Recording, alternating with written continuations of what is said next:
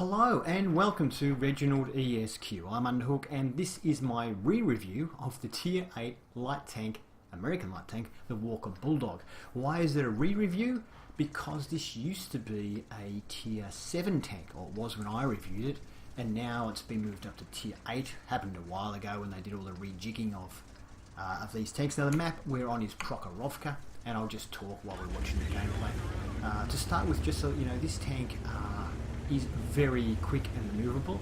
Top speed of 68, reverse is 24, but it has the best terrain resistances of all of the light tanks in Tier 8. So even though it has the same top speed as most of them, it turns and accelerates very, very well on any terrain.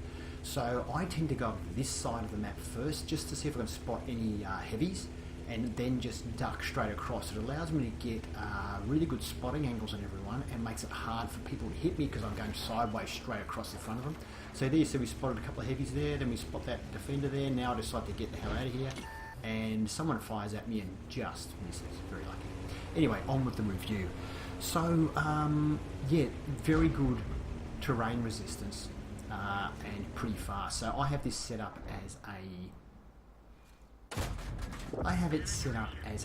active scouting tank. You can see that's exactly what I'm doing in active scouting. I'm not passive. So I have coated optics.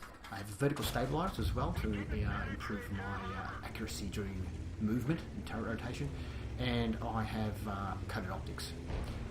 So the view range on this thing is 400 meters, which is the second best. The best is 410 of the non-premiums anyway. The best is 410, which is on.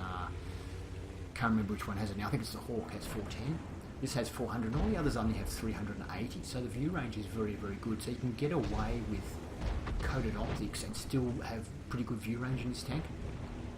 Has 1,000 hit points, and the gun has 175 millimeters of penetration, which is about average for a light tank. It's not the best, but it's not the worst either. I think the worst is about 170.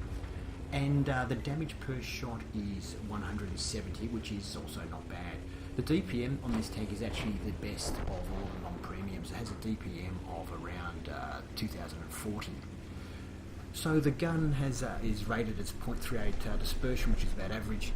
It has a rate of fire of around 12 rounds a minute, and a aim time of 1.9 seconds, which is pretty damn good.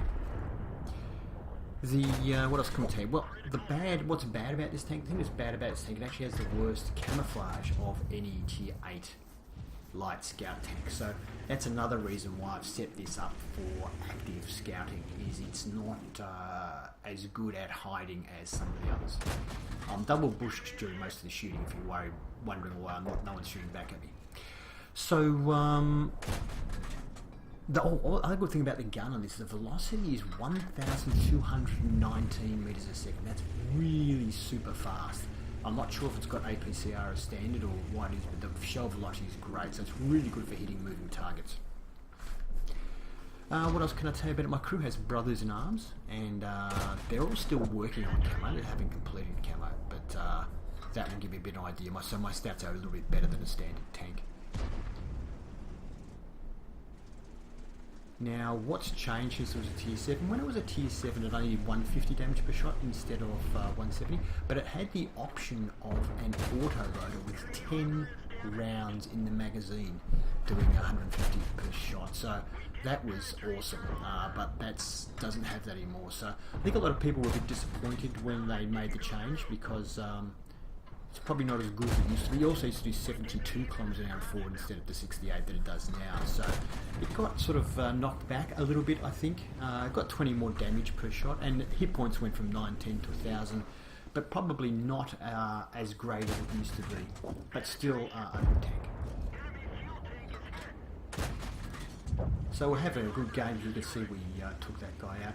I'm probably going to be doing a lot more driving of light tanks.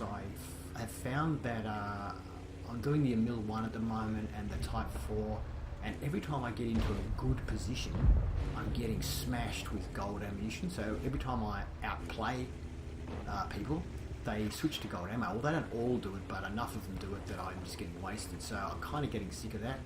So I think I'm going to specialise now in light tanks and maybe artillery as well. I make a mistake here. I thought he was going over, so I went behind him and he wanted to come back. So that was a bad move on my part, blocking his retreat, but looks like he's going to start anyway. I decided though not to drive out in front of the STRV S1's gun, since his gun is very powerful. I'll take this alternate route. Looks like he hasn't seen me coming, or he's not paying attention. He's tunnel visioned. Nice little turn there. This thing just handles fantastic.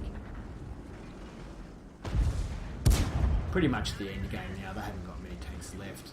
Really happy with how I've been scouting and operating this game. Make a big mistake here though. I should have come out underneath him, and I came straight out and exposed myself to the RHM. Now, when I did my original review of this tank, I said that the ammo rack was extremely fragile in this tank. It always gets ammo racked, and you just saw there that I got ammo racked with that hit. Getting ammo racked in this tank is still as common as it used to be when it was a tier 17, so you've got to watch that in this tank. I hope you enjoyed this, guys. I'll show you the stats after the game. We bounced a shot off this guy. I don't know how we bounced. That one went in, thankfully. And he's gone. And that's it. Game over.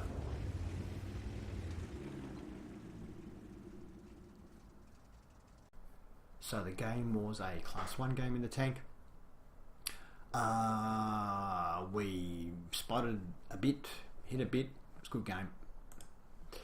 We finished second on our team with 1,076 experience, which was enough for a Class 1. We did 1821 damage there. So you can see our damage has pretty good DPM for a tank like this. And the penetration, you know, even at tier 10, if you can get side shots, it's okay. We fired 25 rounds, so a good rate of fire. 20 of them hit, only 12 pens. So yeah, okay, you're going to get bounces. But look, our main job is to spot anyway. We did 1,800 damage, and we did 1,903 spotting damage. So we damaged 7 tanks, destroying 3 of them. All in all, good game, good fun tank. But you do get spotted a little bit more easily than the other scout tanks, and you are kind of a bit of a high, I think you're a bit higher than the other tanks, so you're sort of a bit of a bigger target, a little bit easier to hit.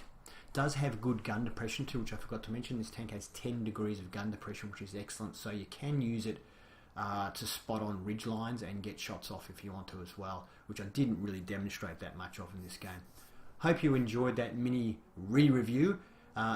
If you'd like to see more of these mini re-reviews, let me know, because I probably will do some more, especially of the scout tanks and some other tanks that I have changed since I reviewed them. And have fun, and we'll see you next time.